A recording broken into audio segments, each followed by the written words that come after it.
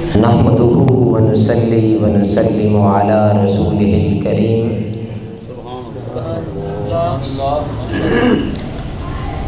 اما بعد فاعوذ باللہ من الشیطان الرجیم بسم اللہ الرحمن الرحیم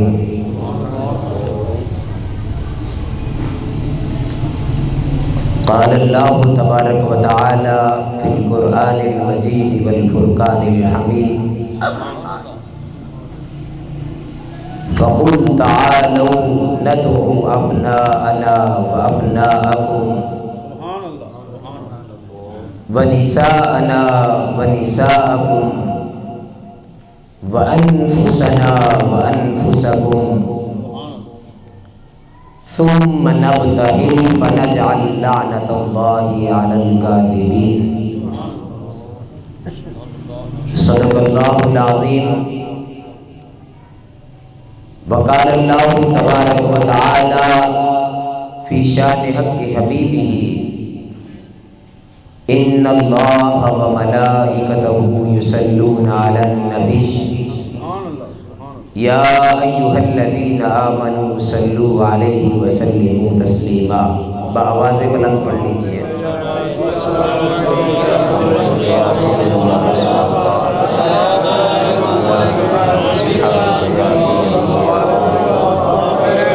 الصلاۃ والسلام علیک یا سیدی یا رسول اللہ وعلی آلک واصحابک یا حبیب اللہ۔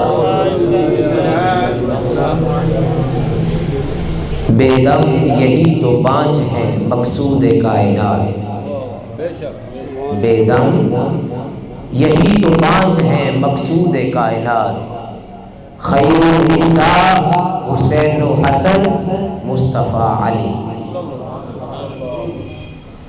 معزز علماء کرام، محترم المقام جناب حضرت علامہ محمد منشا قادری صاحب، محترم المقام رحمت علی انصاری صاحب، اور جامع مسجد مدینہ کے جملہ منتظمین، اور یہ تیسرا سالانہ 12 روزہ محافل میلاد، اس کے جملہ منتظمین، اس کا انتظام کرنے والے، محنت کرنے والے، اور ان پروگرامز کو بڑی خوبصورتی کے ساتھ سجانے والے آپ تمام احباب کو سب سے پہلے میں مبارکباد پیش کرتا ہوں کہ یہ جو حضور کی آمد پر آپ عظیم الشان اہتمام کرتے ہیں، دعا ہے کہ پروردگار عالم آپ کی اس کاوش کو اپنی پاک بارگاہ میں قبول فرمائے، اور دور و نزدیک سے ان بابرکت محافل میں تشریف لانے ہوئے جملہ مہمانان گرامی کو خوش آمدید بھی کہتے ہیں اور ان کو مبارکباد بھی پیش کرتے ہیں۔ یقیناً ایسی محافل میں، ایسی مجالس میں آنا یہ اللہ تعالیٰ کی عنایت کے بغیر ممکن نہیں۔ یہاں وہی آتا ہے جن کو وہ بلاتے ہیں، جن کو بلایا نہیں جاتا وہ نہیں آتا۔ محبوب کی محفل کو محبوب سجاتے ہیں، آتے ہیں وہی جن کو سرکار بلاتے ہیں۔ تو آج تو اس مبارک مہینہ ربیع الاول اس کا آغاز بھی ہو چکا، اور مجھ سے پہلے ایک ثنا خان آپ کو مبارکباد بھی دے رہے تھے۔ یقیناً اس سے بڑی دنیا میں مبارک کوئی نہیں۔ ارے وہ ذات جن کی خاطر سب کچھ بنا، یہ زمین کیا، آسمان کیا، یہ لوح کیا، قلم کیا، جنت کیا، یہ سب کچھ کن کے لیے بنا؟ حضور کے لیے۔ حضور، اللہ پاک نے حضور کو بنایا تو سب کچھ بنا۔ اگر حضور کی ذات نہ ہوتی تو خدا کی عزت کی قسم رب تعالیٰ نے فرمایا کہ میں اپنے رب ہونے کا اعلان بھی نہ کرتا۔ لولاک لما خلقت الافلاک، محبوب اگر میں تجھے پیدا نہ کرتا تو آسمانوں کو پیدا نہ کرتا۔ تو یقیناً اس سے بڑھ کر کوئی مبارکباد نہیں ہے۔ جن کے صدقے سب کچھ ملا، آپ باعث مبارک ہیں اور مبارکباد کے لائق ہیں کہ آپ نے حضور کی آمد کا یہ جشن مناتے ہوئے حضور کی یاد کی یہ محافل سجائیں۔ اللہ پاک یہ جو آپ نے سلسلہ شروع کیا، اللہ پاک اس کو تا دم قیامت اسی طرح قائم دائم رکھے۔ جیسا کہ آپ اشتہارات میں پڑھ چکے ہیں، آج چونکہ 28 صفر المظفر جو ہے وہ سیدنا امام حسن مجتبی رضی اللہ تعالیٰ عنہ ان کا یوم شہادت ہے، تو اس مناسبت سے مجھے جو موضوع کہا گیا وہ ہے حضرت امام حسن مجتبی، ان کا مقام و مرتبہ۔ اس حوالے سے انشاءاللہ مختصراً گفتگو کریں گے۔ قرآن کریم کی سورہ آل عمران کی ایک آیت مبارکہ میں نے آپ کے سامنے تلاوت کی۔ اب اس میں تو کسی کو شک نہیں ہے کہ حضرت امام حسن نواسہ رسول ہیں، اس میں کسی کو شک نہیں۔ یہ بڑی عظمت کی بات ہے، حضور کا نواسہ ہونا کوئی معمولی بات نہیں ہے، بڑی عظمت کی بات ہے۔ اور پھر قرآن اس کو نواسہ نہیں کہتا، قرآن نے اس کو نواسہ نہیں کہا۔ قرآن کیا کہتا ہے؟ قرآن نے امام حسن اور حسین کو حضور کے بیٹے کہا۔ امام حسن اور حسین کو حضور کے بیٹے کہا۔ مشہور واقعہ ہے مباہلہ کا، آپ کے علم میں ہوگا کہ نجران کے عیسائی انہوں نے حضور نبی اکرم صلی اللہ علیہ وسلم کے ساتھ مناظرہ رکھا، جن کی تعداد 80 کے قریب علماء ان کے عیسائیوں کے، بہت چوٹی کے علماء تھے نجران کے۔ مقصد کیا تھا کہ ہم حضور نبی اکرم صلی اللہ علیہ وسلم کی نعوذ باللہ حضور کی گستاخی اور بے ادبی کرتے ہیں۔ انہوں نے حضور کو چیلنج کیا کہ ہم آپ کے ساتھ مناظرہ کریں گے، آپ کے ساتھ بات چیت ہوگی۔ مقصد کیا تھا کہ ہم قائل کریں گے کہ حضرت عیسیٰ علیہ السلام خدا کے بیٹے ہیں یا خدا ہے۔ مقصد کیا تھا کہ حضور کو اس بات پر قائل کریں کہ آپ خدا ہیں یا خدا کے بیٹے ہیں۔ حضور نبی اکرم صلی اللہ علیہ وسلم کے ساتھ اس بات پر مناظرہ ہوا۔ جب ان کو نظر آیا کہ مناظرے میں ہم جیت نہیں سکتے، پھر انہوں نے آخری حربہ استعمال کیا اور کہا کہ اے محمد صلی اللہ علیہ وسلم، آپ ہمارے ساتھ مباہلہ کریں، یعنی آپ میدان میں آ جائیں، ہم آپ کے لیے بد دعا کریں گے، آپ ہمارے لیے بد دعا کریں، پھر دیکھتے ہیں کہ ہلاک کون ہوتا ہے۔ جو سچا ہوگا وہ بچ جائے گا، جو جھوٹا ہوگا نعوذ باللہ وہ مر جائے گا، ہلاک ہو جائے گا۔ اس پر قرآن فرماتا ہے فَقُلْ تَعَالَوْا نَدْعُ أَبْنَاءَنَا وَأَبْنَاءَكُمْ وَنِسَاءَنَا وَنِسَاءَكُمْ وَأَنفُسَنَا وَأَنفُسَكُمْ۔ فرمایا کہ بلا لو، اے محبوب ان کو فرما لے، بلا لو، کن کو؟ ابناءنا، میں اپنے بیٹوں کو بلاتا ہوں، تم اپنے بیٹوں کو بلاؤ، وَنِسَاءَنَا وَنِسَاءَكُمْ، میں اپنی عورتوں کو بلاتا ہوں، تم اپنی عورتوں کو بلاؤ، وَأَنفُسَنَا وَأَنفُسَكُمْ، میں اپنے آپ کو پیش کرتا ہوں، تم اپنے آپ کو لاؤ۔ پھر ثُمَّ نَبْتَهِلْ فَنَجْعَلْ لَعْنَةَ اللَّهِ، پھر ہم اللہ کے حضور گڑ گڑائیں گے، دعا کریں گے کہ اللہ جھوٹوں پر لعنت فرمائے۔ اب حدیث مبارکہ میں آتا ہے کہ حضور نبی اکرم صلی اللہ علیہ وسلم نے اپنے شہزادوں کو ساتھ لیا، حضرت علی المرتضیٰ کو بھی ساتھ لیا، سیدہ عالم فاطمہ الزہرا رضی اللہ تعالی عنہا ان کو بھی ساتھ لیا۔ دونوں شہزادوں کو لے کر حضور مباہلے کے لیے روانہ ہو رہے ہیں۔ اب یہاں پر قرآن نے کیا کہا حضور کو؟ ابناءنا، تم اپنے بیٹوں کو لے کے آؤ، میں اپنے بیٹوں کو لے کے آتا ہوں۔ تو اپنے بیٹے حضور کن کو لے کے گئے؟ حضرت امام حسن اور حسین۔ گویا پتہ یہ چلا کہ حضرت امام حسن اور حسین کس کے بیٹے ہیں؟ حضور نبی اکرم صلی اللہ علیہ وسلم کے۔ یہی وجہ ہے کہ کفار نے تانا دیا کہ نعوذ باللہ جب آپ کے بیٹے کا وصال ہو گیا تانا دیا کہ آپ کا جو سلسلہ ہے نسب کا وہ ختم ہو جائے گا، مگر قرآن نے کیا کہا؟ ان شانئک ھو الابتر، فرمایا کہ محبوب تیری نسل قیامت تک زندہ رہے گی اور بڑھتی رہے گی۔ یہ جو آپ کو تانا دینے والے ہیں کہ تمہاری نسل نہیں بڑھے گی، دراصل ان کی نسل ختم ہو جائے گی۔ اب حدیث مبارکہ میں آتا ہے کہ جب یہ منظر ہوتا ہے تو نجران کا جو عیسائیوں کا بڑا ان کا سربراہ تھا، بڑا عالم تھا، جب اس نے ان ہستیوں کو دیکھا اور ان کے چہروں پر اللہ پاک کے نور کو دیکھا تو عیسائیوں سے وہ مخاطب ہوا کہ اے عیسائیوں کے علماء سن لو، خدا کی عزت کی قسم میں ان ہستیوں کو دیکھ رہا ہوں، اگر اس ہستی نے محمد مصطفیٰ نے اللہ سے تمہارے حق میں بد دعا کر دی اور ان ہستیوں نے امام حسن اور حسین نے، سیدہ عالم فاطمہ الزہرا نے اور حضرت علی المرتضیٰ نے آمین کہہ دیا تو خدا کی عزت کی قسم تم قیامت تک کے لیے برباد ہو جاؤ گے، تم قیامت تک کے لیے ختم ہو جاؤ گے، تمہاری نسل باقی نہیں رہے گی۔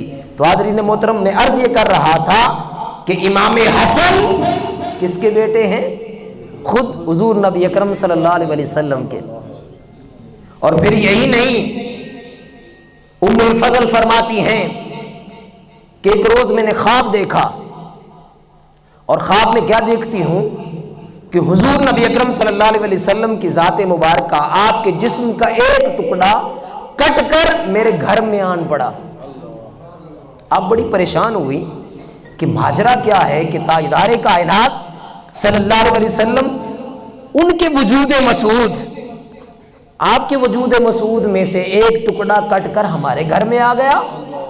وہ پریشان عالم میں حضور نبی اکرم صلی اللہ علیہ وسلم کی ذات مبارکہ میں حضور کی بارگاہ میں حاضر ہوتی ہیں اور آ کر عرض کرتی ہیں یا رسول اللہ میں نے یوں خواب دیکھا، آپ نے فرمایا اے ام الفضل تمہیں مبارک ہو کہ کچھ دنوں بعد میری بیٹی فاطمہ کے گھر اللہ پاک بیٹا دینے والا ہے اور تم خوش قسمت ہو کہ اس بیٹے حسن کی کفالت اور پرورش تیرے ذمے اللہ پاک دے گا، یعنی اس کی پرورش تیرے حصے میں آئے گی۔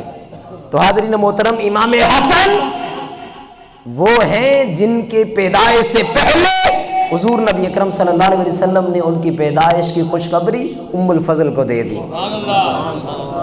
اور پھر جب امام حسن رضی اللہ تعالیٰ عنہ آپ پیدا ہوتے ہیں، چھوٹے بچے ہیں، تو حضور کی بارگاہ میں لایا جاتا ہے۔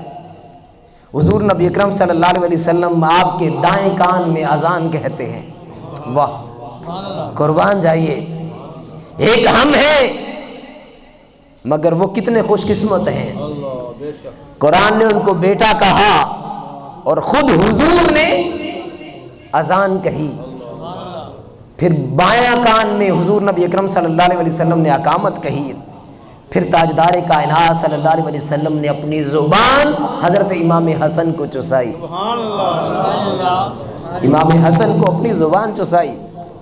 پھر 7 دن کے بعد حضور نے اپنی طرف سے حضرت امام حسن کا عقیقہ کروایا اور پھر جو بال کاٹے گئے اس کے مثل، اس کے برابر چاندی جو تھی وہ صدقہ کی گئی۔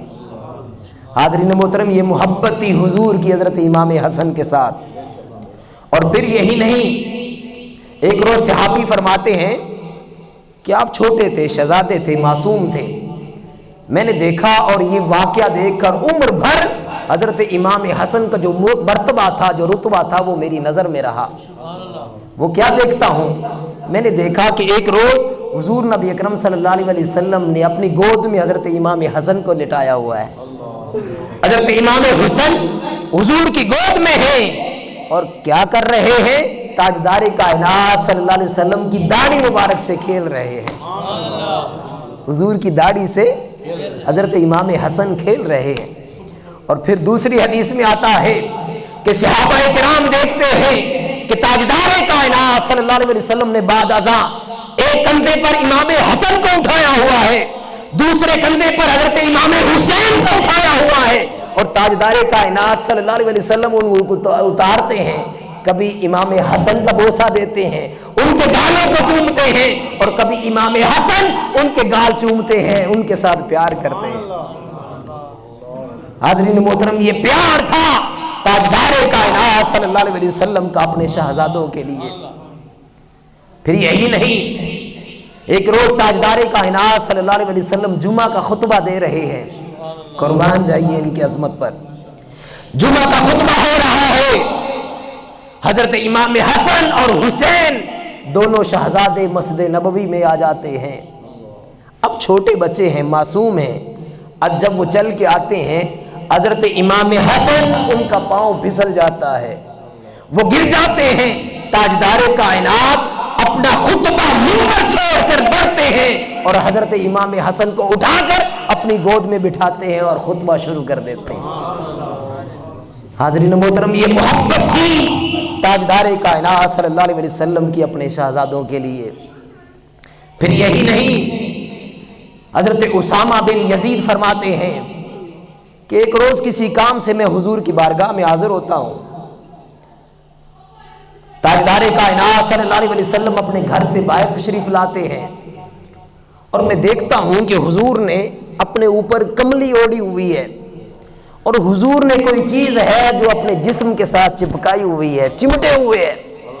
میں نے بڑی کوشش کی میں دیکھوں تو صحیح کہ حضور کے جسم اطہر کے ساتھ کیا لگا ہوا ہے۔ برکیف میں نے اپنا مسئلہ، اپنا معاملہ حضور کو سنایا۔ حضور نے میری ساری بات سنی اور سن کر جب میری بات مکمل ہو گئی، میں نے عرض کیا یا رسول اللہ آپ کی کملی میں کیا ہے؟ آپ یا رسول اللہ کیا چھپائے ہوئے ہیں؟ جب کملی ہٹائی، حضرت اسامہ فرماتے ہیں میں نے دیکھا کہ تاجدار کائنات کے جسم اطہر کے ساتھ حضرت امام حسن اور حسین چمٹے ہوئے ہیں، اور حضور فرماتے ہیں کہ باری تعالیٰ میں حسن اور حسین سے محبت کرتا ہوں، باری تعالیٰ تو بھی ان کے ساتھ محبت کر، اور باری تعالیٰ قیامت تک میرے ان دو شہزادوں کے ساتھ جو محبت کرے تو بھی ان کے ساتھ محبت کر۔ ان شہزادوں کے ساتھ جو بھی قیامت تک محبت کرے، باری تعالیٰ تو بھی ان کے ساتھ محبت کر۔ پھر یہی نہیں، تاجدار کائنات صلی اللہ علیہ وسلم نے ارشاد فرمایا، اور یہ حدیث حضرت عبد الرحمن بن ابی لیلہ ان سے روایت ہے، جس کو امام طبرانی نے اپنی کتاب موجم الکبیر اور اوسط میں، موجم الکبیر اور موجم الاوسط میں بیان کیا۔ وہ فرماتے ہیں کہ حضور نبی اکرم صلی اللہ علیہ وسلم نے فرمایا کہ لا یؤمن عبد حتی اکون احب الیہ من نفسہ، فرمایا کہ تم میں سے کوئی شخص اس وقت تک مومن نہیں ہو سکتا، کب تک؟ جب تک کہ مجھ سے اپنی ذات سے بڑھ کر مجھ سے محبت نہ کرے۔ کوئی شخص اس وقت تک مومن نہیں ہو سکتا جب تک کہ اپنی جان سے بڑھ کر مجھ محمد سے محبت نہ کرے، اور فرمایا کہ کوئی شخص اس وقت تک مومن نہیں ہو سکتا جب تک وَأَهْلِي أَحَبَّ إِلَيْهِ مِنْ أَهْلِهِ، جب تک اس کو میری اہل اپنی اولاد سے بڑھ کر عزیز اور محبوب نہ ہو جائے، اور فرمایا کہ اس وقت تک کوئی مومن نہیں ہو سکتا وَعِطْرَتِي أَحَبَّ إِلَيْهِ مِنْ عِطْرَتِهِ، جب تک کہ اس کو میری عطرت، میری اولاد، میرے اہل بیت اس کو اپنے گھر والوں سے زیادہ محبوب اور عزیز نہ ہو جائیں۔ اور پھر فرمایا وَذَاتِي أَحَبَّ إِلَيْهِ مِنْ ذَاتِهِ، فرمایا کہ اس وقت تک کوئی مومن نہیں ہو سکتا جب تک کہ اپنی ذات سے بڑھ کر مجھ محمد سے محبت نہ کرے۔ تو حاضرین محترم، پتہ یہ چلا کہ ان ہستیوں کے ساتھ محبت کرنا عین ایمان ہے، اور اگر ہمارا دامن ان ہستیوں کی محبت سے خالی ہو گیا، اگر ہمارا دامن ان لوگوں کی، ان ہستیوں کے عشق اور ان کے پیار سے خالی ہو گیا، تو خدا کی عزت کی قسم اس آیت کی روشنی میں، اس حدیث کی روشنی میں ہم مومن نہیں ہیں۔ پھر اسی طرح حضرت علی المرتضیٰ رضی اللہ تعالیٰ عنہ سے ایک حدیث روایت ہے، وہ فرماتے ہیں کہ تاجدار کائنات صلی اللہ علیہ وسلم اخذ بید حسن و حسین، حضور نے ایک روز حضرت امام حسن اور حسین کا ہاتھ پکڑ لیا اور فرمایا فقال من احبنی، آپ نے فرمایا کہ جو ان سے محبت کرتا ہے وَأَحَبَّ هَذَيْنِ وَأَبَاهُمَا وَأُمَّهُمَا، فرمایا کہ جو میرے ان دو شہزادوں کے ساتھ محبت کرتا ہے، حسن اور حسین کے ساتھ محبت کرتا ہے، اور ان کی ماں فاطمہ سے محبت کرتا ہے، اور ان کے باپ علی سے محبت کرتا ہے، فرمایا کہ کان معی فی درجتی یوم القیامہ، فرمایا کہ قیامت کے دن رب تعالی جنت میں جو مجھے مرتبہ عطا کرے گا، ان کے ساتھ محبت کرنے والوں کو اللہ پاک میرے ساتھ رکھے گا۔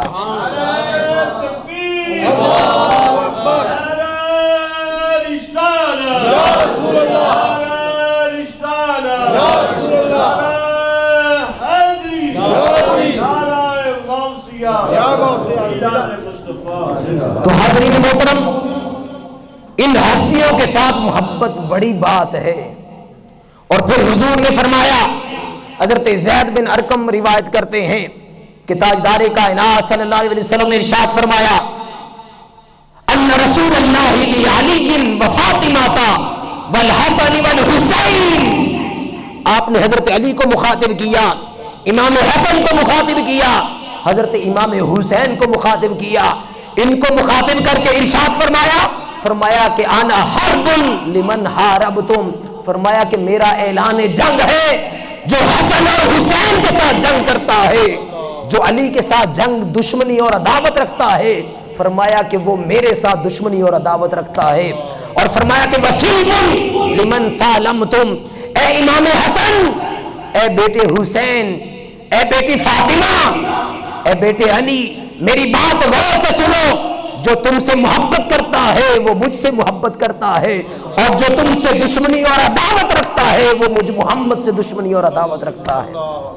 تو حاضرین محترم، پتہ یہ چلا کہ ان ہستیوں کے ساتھ محبت حضور سے محبت ہے، اور ان ہستیوں کے ساتھ عداوت اور دشمنی حضور سے عداوت اور دشمنی ہے، اور ان ہستیوں کے ساتھ محبت خود اللہ پاک سے محبت ہے، اور ان ہستیوں کے ساتھ عداوت اور دشمنی خود اللہ پاک سے دشمنی ہے۔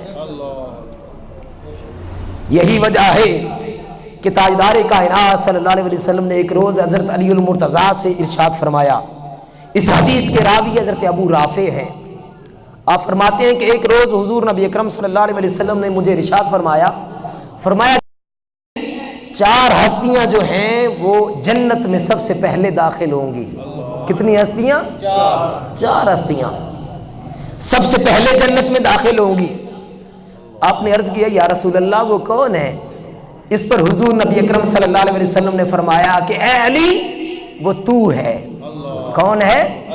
مردوں میں 4 ہستیاں سب سے پہلے جائیں گی۔ فرمایا کہ اے علی تو ہے اور میں ہوں اور میرے شہزادے حسن اور حسین ہیں۔ اور اس پر وہ صحابی عرض کرتے ہیں یا رسول اللہ جو ان سے محبت کرتے ہیں، ان سے پیار کرتے ہیں، ان کا کیا ہوگا؟ اللہ پاک قیامت کے دن ان کو کہاں رکھے گا؟ اس پر حضور نبی اکرم صلی اللہ علیہ وسلم نے فرمایا کہ اے صحابی، اے مجھ سے سوال کرنے والے، مبارک ہو تمہیں جو مجھ سے محبت کرتا ہے، علی المرتضیٰ سے محبت کرتا ہے اور حسن اور حسین سے محبت کرتا ہے، وہ ان 4 ہستیوں کے پیچھے پیچھے وہ بھی جنت میں داخل ہو جائیں گے۔ ان سے محبت کرنے والے جب یہ جنت میں داخل ہوں گی، گویا جلوس کی صورت میں رب تعالیٰ ان کو جنت میں داخل فرما دے گا۔ نعرہ تکبیر، نعرہ رسالت، سرکار کی آمد، سرکار کی آمد، بتی بتی بھول بھول۔ تو حضرین محترم، حضرت سیدنا امام حسن رضی اللہ تعالی عنہ بے شمار احادیث ہیں ان کے مناقب پر، ان کے فضائل پر، اور پھر اس حوالے سے آخری حدیث بیان کرتا ہوں کہ تاجدار کائنات صلی اللہ علیہ وسلم نے ارشاد فرمایا کہ لوگوں میں تم میں سے جا رہا ہوں، لیکن جانے سے پہلے تم میں 2 چیزیں چھوڑ کے جا رہا ہوں۔ کتنی چیزیں؟ 2 چیزیں۔ ان میں سے ایک کتاب اللہ ہے، اللہ کی کتاب قرآن۔ فرمایا کہ اس کو پکڑے رکھنا، اس کو تھامے رکھنا، اس کا مطالعہ کرنا، اس کی تلاوت کرنا، اس کو سمجھنا، اس پر عمل کرنا۔ فرمایا کہ اگر اس کو تم تھامے رکھو گے کہ تو کبھی بھی ناکام نہیں ہوگے، ہدایت پہ رہو گے۔ کتاب اللہ، فرمایا اس کی مثال ایسے ہے جیسے آسمان کے ساتھ کوئی رسی باندھی ہوئی ہو، فرمایا کہ اس کو پکڑے رکھنا، اس کو تھامے رکھنا، تم گمراہ نہیں ہوگے۔ اور دوسری فرمایا وعترتی، میری اہل بیت، میں اپنی اہل بیت کو تم میں چھوڑے جا رہا ہوں، ان کے ساتھ محبت کرنا، ان کے ساتھ محبت دوستی کا رشتہ رکھنا۔ فرمایا کہ ان کے ساتھ اگر تمہارا تعلق قائم رہا، یعنی ایک ہاتھ میں کتاب اللہ رہی، دوسری ہاتھ میں میرے اہل بیت کی محبت رہی، اگر یہ دو ہاتھ اکٹھے رہے تو خدا کی عزت کی قسم تم کبھی بھی دنیا میں اور آخرت میں ناکام نہیں ہوگے۔ اور سنو، کتاب اللہ و عترتی، اللہ کی کتاب قرآن اور میرے اہل بیت کبھی بھی آپس سے جدا نہیں ہوں گے۔ گویا کتاب اللہ اور میری عترت، میری اہل بیت ہمیشہ اکٹھے رہیں گے، یہاں تک کہ کل قیامت کے دن حوض کوثر پر دونوں اکٹھے میرے پاس آئیں گے۔ گویا کہ ان کا ساتھ ہمیشہ قائم رہے گا، یہاں تک کہ حوض کوثر پر بھی کتاب اللہ و عترتی دونوں اکٹھے حضور کے پاس آئیں گے۔ گویا جن کا ایک ہاتھ کتاب اللہ پر ہو، قرآن پر ہو، قرآن کی تعلیمات پر ہو، قرآن کی تفسیر پر ہو، اور دوسرے ہاتھ میں حضور کی محبت ہو، حضور کی اہل بیت کی محبت ہو، امام حسن اور حسین کی محبت ہو، سیدہ عالم فاطمہ الزہرا کی محبت ہو، حضرت علی المرتضیٰ کی محبت ہو، تو وہ کل قیامت کے دن حوض کوثر پر ان ہستیوں کے ساتھ محبت کی وجہ سے حضور کی بارگاہ میں حاضر ہوں گے، حضور کی بارگاہ میں حاضر ہوں گے۔ حاضرین محترم، یہ ہستیاں بڑی عظیم ہیں۔ پھر حضرت امام حسن جن کا اتنا مقام اور مرتبہ ہے، آئیے دیکھتے ہیں کہ ان کی عبادت کا عالم کیا تھا، ان کے تقویٰ کا عالم کیا تھا، ان کی جود و سخا کا عالم کیا تھا۔ حضرت امام حسن رضی اللہ تعالی عنہ، ان کا معمول تھا کہ جب وضو کرتے، وضو کے اندر ان کا رنگ جو تھا وہ زرد پڑ جاتا، جب وضو فرماتے اللہ کے خوف سے، اللہ کی خشیت سے، اللہ کے ڈر اور خوف سے آپ کا چہرہ کس کا رنگ کا ہو جاتا؟ زرد ہو جاتا۔ اور حضرت امام حسن جب نماز کے لیے کھڑے ہو جاتے تو اس وقت بید کی طرح کانپنے لگ جاتے، گویا اللہ کی خشیت کا یہ عالم تھا۔ اور پھر حضرت امام حسن جب مسجد میں جاتے، مسجد میں جانے سے پہلے کچھ دیر رک جاتے اور عرض کرتے کہ باری تعالیٰ، تیرا گناہگار بندہ آ رہا ہے، خطاکار بندہ آ رہا ہے، تو رحمان ہے، تو رحیم ہے، اگر تو معاف نہیں کرے گا تو کون معاف کرے گا؟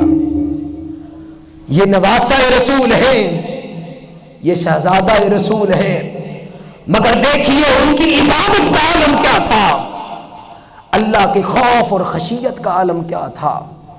اور پھر حضرت امام حسن رضی اللہ تعالیٰ عنہ قیامت کو یاد کر کر کے روتے، پل صراط کو یاد کر کر کے روتے، قبر کے عذاب کو یاد کر کر کے روتے، اور آخرت کے دن جب دوبارہ زندہ کیا جائے گا اس کو یاد کر کے روتے، اللہ کے عذاب کو یاد کر کے روتے۔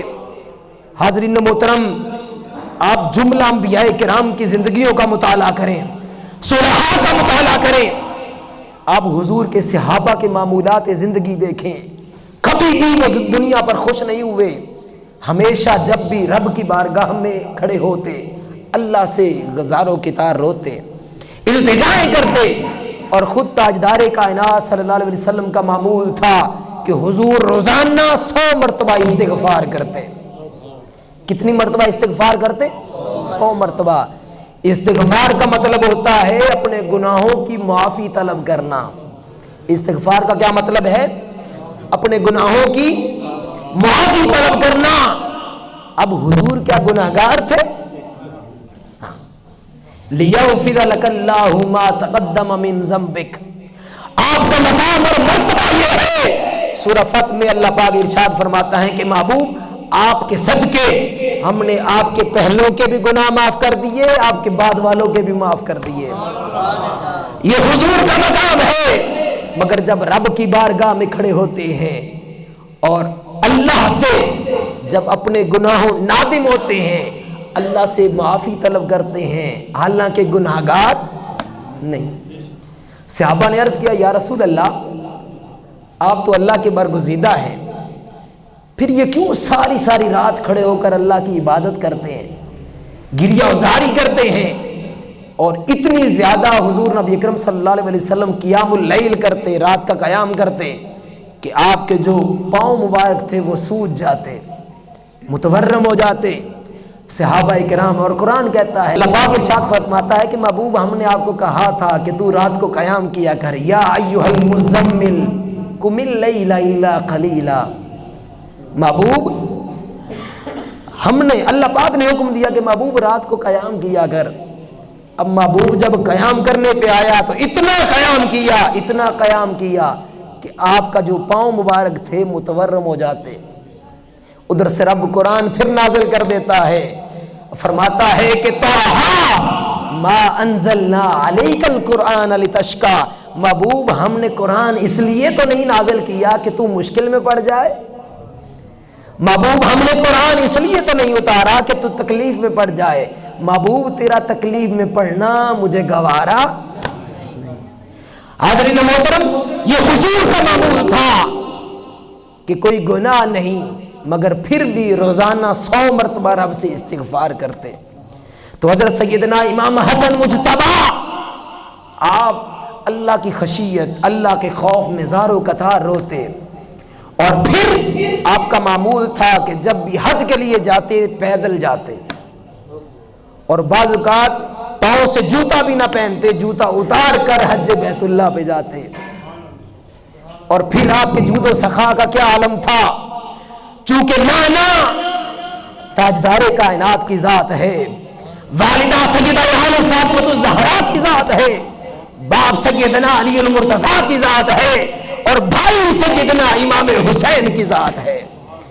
جب یہ اتنے بڑے رشتے ہیں، جیسے سیدنا امام حسین اور سیدہ عالم فاطمہ الزہرا اور سیدنا علی المرتضیٰ اور خود تاجدار کائنات صلی اللہ علیہ وسلم، عمر بھر کوئی بھی جو سائل آیا خالی ہاتھ نہ گیا، سائل کبھی خالی ہاتھ نہ گیا، مگر گھر میں فاقے ہوتے، گھر میں کیا ہوتے؟ فاقے ہوتے۔ حضرت امام حسن کا بھی یہی معمول تھا، جب بھی کوئی سائل آتا سوال کرتا، رب کے نام پر مانگتا، اس کو عطا کر دیتے، جو بھی آتا مانگتا عطا کر دیتے۔ ایک روز آپ کے ساتھ عرض کرتے ہیں کہ اے امام حسن آپ ایک بات تو بتائیے، آپ فرماتے ہیں کہ جی پوچھئے۔ وہ عرض کرتا ہے، آپ کے ساتھ عرض کرتے ہیں کہ سیدنا امام حسن ہم دیکھتے ہیں کہ آپ کے در پر جو بھی سائل آیا کبھی بھی خالی نہیں گیا، جو بھی آتا ہے آپ اس کو عطا کرتے ہیں، کوئی بھی خالی ہاتھ نہیں جاتا، لیکن اس کے باوجود آپ کے گھر میں کئی دن تک چولہا نہیں جلتا، آپ کے گھر میں فاقے ہوتے ہیں، آپ ایسا کیوں کرتے ہیں؟ آپ ان کو کم دیا کریں، اپنے گھر کے ضروریات کے لیے بچا لیا کریں۔ اس پر حضرت امام حسن رضی اللہ تعالیٰ عنہ نے ایک بہت شاندار بات کہی۔ ویسے تو ان کی ہر بات شاندار ہے، مگر ہمارے لیے جو تعلیم کے لیے میں عرض کر رہا ہوں، حضرت امام حسن فرماتے ہیں کہ مجھے وہ ذات عطا کرتی ہے، میں رزق خدا سے مانگتا ہوں، وہ رازق کون ہے؟ خدا کی ذات ہے، اللہ تعالیٰ ہے، میں رزق اس سے مانگتا ہوں، وہ مجھے خالی ہاتھ نہیں لوٹاتا، میں جب بھی مانگتا ہوں وہ عطا کرتا ہے، اور جب وہ عطا کرتا ہے اس کے بندے مجھ سے مانگتے ہیں، میں بھی عطا کرتا ہوں۔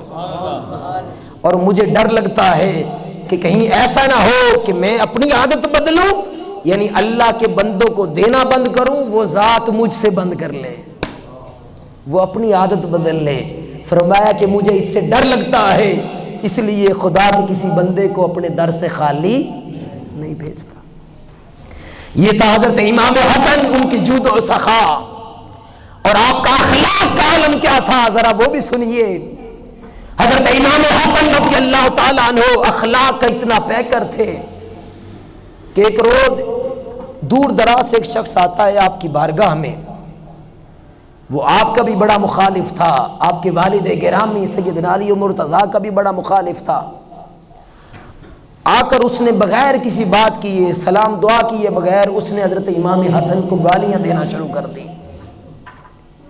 نعوذ باللہ، حضرت امام حسن کو برا بھلا کہنا شروع کر دیا۔ حضرت امام حسن رضی اللہ تعالیٰ عنہ خاموشی کے ساتھ اس کی باتیں سنتے رہے۔ وہ گفتگو کرتا رہا، کلام کرتا رہا، گالی گلوچ دیتا رہا۔ حضرت امام حسن رضی اللہ تعالیٰ عنہ خاموشی کے ساتھ اس کی باتیں سنتے رہے۔ جب ساری باتیں مکمل ہو گئیں، حضرت امام حسن تھوڑا سا آگے بڑھے اس شخص کے پاس اور جا کر عرض کرتے ہیں السلام علیکم، اور کہتے ہیں، فرماتے ہیں کہ اے شخص، مجھے تو شکل سے لگتا ہے، لباس سے لگتا ہے جیسے تو مسافر ہے، دور سے چل کے آیا ہے، لازمی بات ہے کہ تمہیں بھوک لگی ہوگی، اگر تمہیں کھانے کی طلب ہے تو میں کھانا دوں،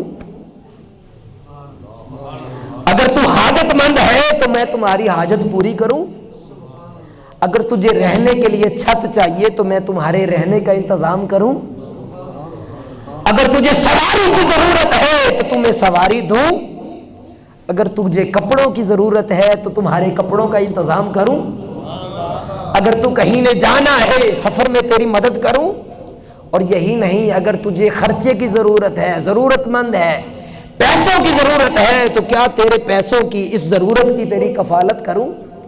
حضرت امام حسن ایک طرف اس کا کردار تھا کہ وہ آپ کو گالیاں دے رہا ہے، برا بھلا کہہ رہا ہے، دوسری طرف حضرت امام حسن اس کی ضروریات کی کفالت کی بات کر رہے ہیں، اس کا پیٹ بھرنے کی باتیں کر رہے ہیں، اس کا سفر، اس کی تکلیف کو بانٹنے کی کوشش کر رہے ہیں۔ جب وہ شخص حضرت امام حسن کا یہ رویہ دیکھتا ہے تو بول اٹھتا ہے کہ خدا کی عزت کی قسم، اے امام حسن، آپ جیسا دنیا میں کوئی نہیں، میں آپ کا بھی مخالف تھا، آپ کے والد گرامی کا بھی مخالف تھا، لیکن خدا کی عزت کی قسم آج کے بعد میں قیامت تک آپ کا نوکر اور غلام بن کر رہوں گا، آپ کا نوکر اور غلام بن کر رہوں گا۔ حاضرین محترم، یہ حضرت امام حسن کی ذات ہے۔ پھر تاجدار کائنات صلی اللہ علیہ وسلم نے ارشاد فرمایا کہ یہ میرا شہزادہ امام حسن، یہ مسلمانوں کی 2 جماعتوں میں صلح کروائے گا، مسلمانوں کی 2 جماعتوں میں صلح کروائے گا۔ اور پھر وہ وقت آتا ہے کہ سیدنا علی المرتضیٰ رضی اللہ تعالیٰ عنہ ان کا وصال ہو جاتا ہے، شہادت ہو جاتی ہے، اور کوفہ میں سیدنا امام حسن مجتبی، آپ کو وہاں کا خلافت سونپ دی جاتی ہے، جو حضور نبی اکرم صلی اللہ علیہ وسلم نے فرمایا کہ میرے بعد 30 سال خلافت رہے گی، اس کے بعد ملوکیت ہو جائے گی۔ تو 6 ماہ تک سیدنا امام حسن مجتبی آپ خلیفہ رہے، اور بعد ازاں حضرت سیدنا امیر معاویہ ان کے ساتھ صلح کر کے کچھ معاملات، کچھ شرائط طے کر کے ان کو خلیفہ بنا دیا۔ تو حضور کا وہ فرمان کہ فرمایا کہ یہ میرا شہزادہ حسن مسلمانوں کی 2 جماعتوں کے درمیان صلح کروائے گا، حضور کا وہ معجزہ اور حضور کا فرمان یہاں آ کر پورا ہو جاتا ہے۔ تو حاضرین محترم، امام حسن کی ذات، جس طرح حضور ان کی محبت کرتے ہیں، جس طرح حضور ان سے پیار کرتے ہیں، اور پھر ان کی عبادات، پھر ان کے اعمال، ہم بھی ان کا نام لیوا ہیں، ہم بھی ان سے محبت کرنے والے ہیں، ہم بھی ان کا نام لینے والے ہیں، لیکن سوچنے کی بات ہے کہ کیا ہمارے اعمال بھی ان جیسے ہیں؟ ہم ان ہستیوں کے ساتھ پیار کرتے ہیں؟ دیکھیں تو صحیح کہ ہمارے اعمال ایسے ہیں کہ کل ہمیں شرمندگی نہ ہوگی۔ جس طرح کہتے ہیں کہ خدا کے خوف سے رو، خدا کے خوف سے کیا کرو؟ رو، اور اگر رونا نہ آئے تو کم از کم رونے والی شکل بنا لو۔ ہم اگر ان کے ساتھ محبت کا نام لینے والے ہیں کہ ہم ان کے غلام ہیں، ان کی غلامی کا پٹا ہمارے گلے میں ہے، ان سے محبت کرنے والے ہیں۔ یقیناً جب اتنا بڑا دعویٰ کرتے ہیں تو اس دعوے کو سچا کرنے کے لیے بھی تو ہمیں کچھ کرنا چاہیے نا۔